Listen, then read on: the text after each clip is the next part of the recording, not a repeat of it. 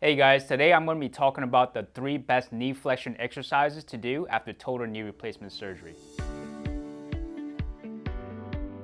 I'm Dr. Wong with Next Level Physical and this channel is dedicated to helping people like you get out of pain naturally without medications, injections, or unnecessary surgeries. The first knee flexion exercise is a tuck knee hand walk.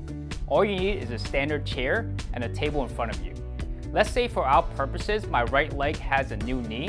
So you're going to sit on the edge of the chair and slide the heel of the surgical knee as close to your butt as much as possible. Once you're at a position where you feel tightness in front of your knee, place your hands on the table in front of you. What you're going to do next is walk your hand away from you. As you lean forward and you do this, you'll feel a bigger stretch in that surgical knee.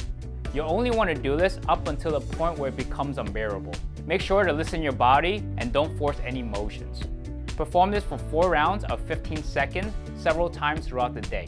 The second knee flexion exercise is a flat back heel dig. For this exercise, you'll be on the bed with firm pillows under your calves and heels.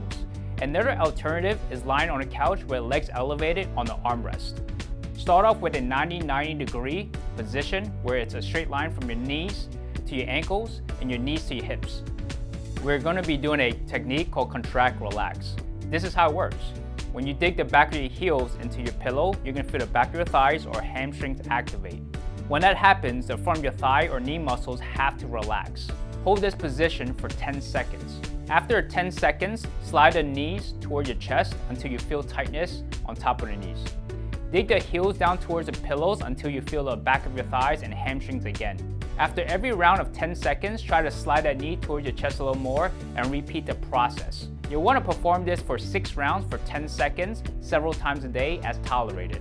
The third knee flexion exercise that you can do at home is a prone knee bend. This is a move for those of you who can tolerate lying on your stomach without causing any other aches and pains in the body. I'll be using a yoga strap, which I'll link in the description below, but you can use a dog leash or a belt as well.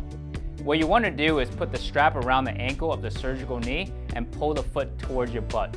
You want to be careful with not pulling too hard, as your brain might interpret this as a threatening motion and lock up the knee and muscles around it. Once you pull up to a position where you feel slightly uncomfortable, hold for 10 seconds. Once you're done with that, try to pull the strap to get the knee to bend a little more. Once you hit your new uncomfortable knee range of motion, hold that for another 10 seconds. Keep performing this for 6 rounds of 10 seconds, as much as you can tolerate throughout the course of a day. The fourth knee flexion exercise that you can do in the house is a heel slide. This is a great move for those of you who can't tolerate lying on your stomach because of back issues. Just like the last exercise, I'm going to use a yoga strap, but you can use a dog leash or a belt. So you want to loop the strap around the ankle of the surgical knee. Then what you're going to do is pull the ankle towards the butt until you get to an uncomfortable position. At this point, hold the strap tight for 10 seconds and then try to pull the heel closer to your butt. Repeat this for 6 rounds of 10 seconds, as much as you can tolerate throughout the course of a day.